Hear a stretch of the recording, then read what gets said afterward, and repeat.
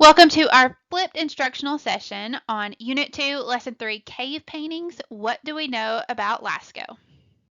We're going to talk about Lascaux and the story of its discovery in this flip session, and then in the follow-up, we will go on a virtual field trip of the cave.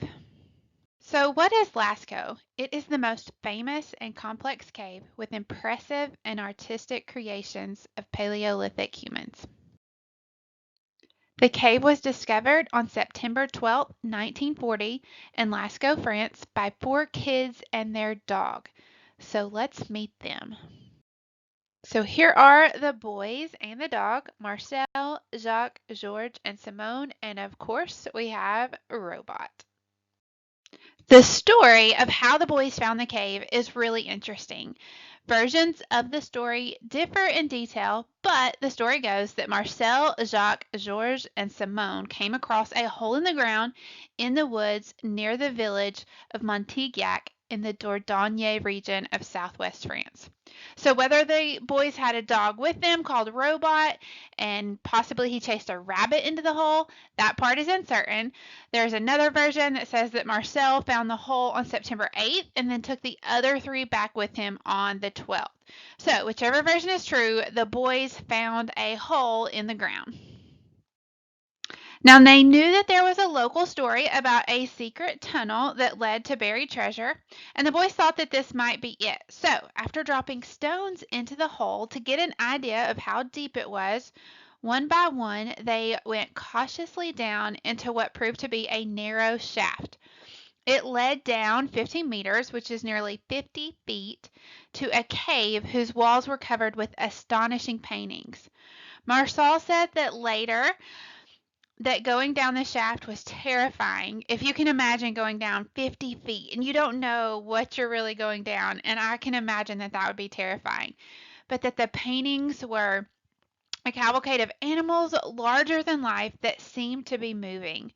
The boys were worried about getting back up again, but they managed it using their elbows and knees.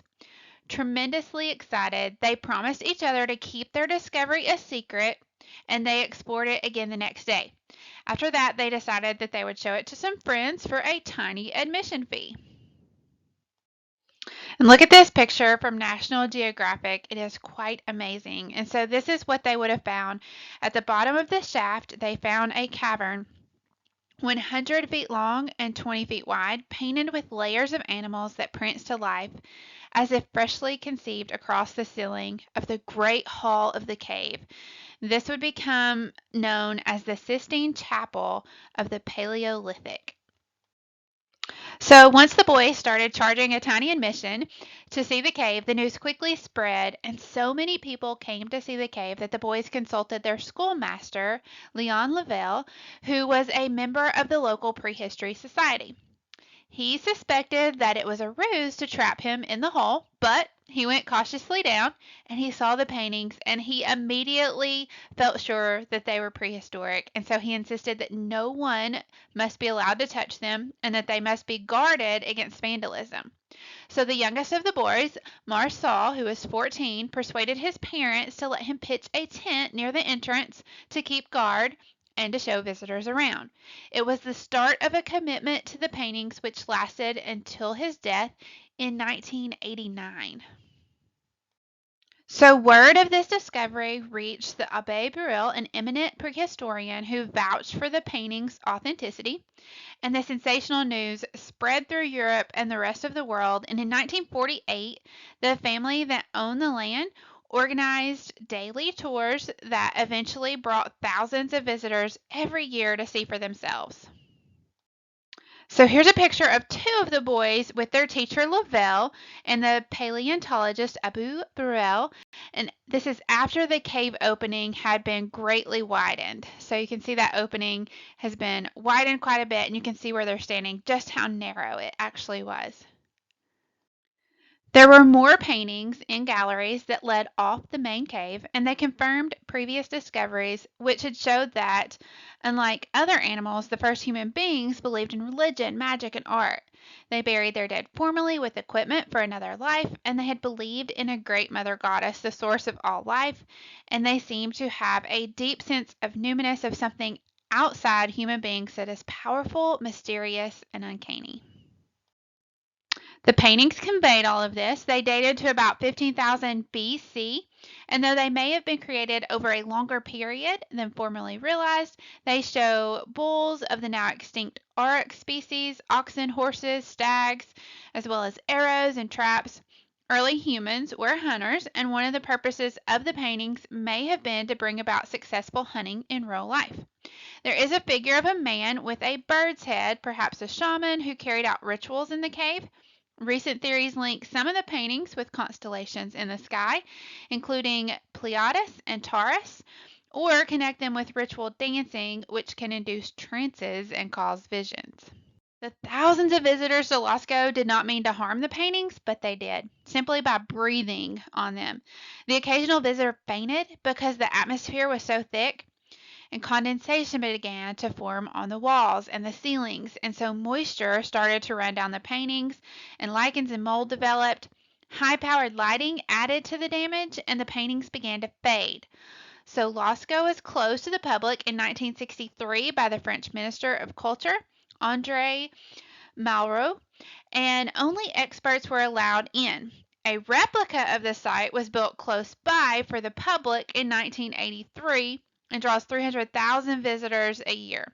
Efforts to halt the damage to the original paintings are continuing. In 2009, the French Ministry of Culture brought close to 300 experts from many different countries together in Paris to consider ways to halt the deterioration.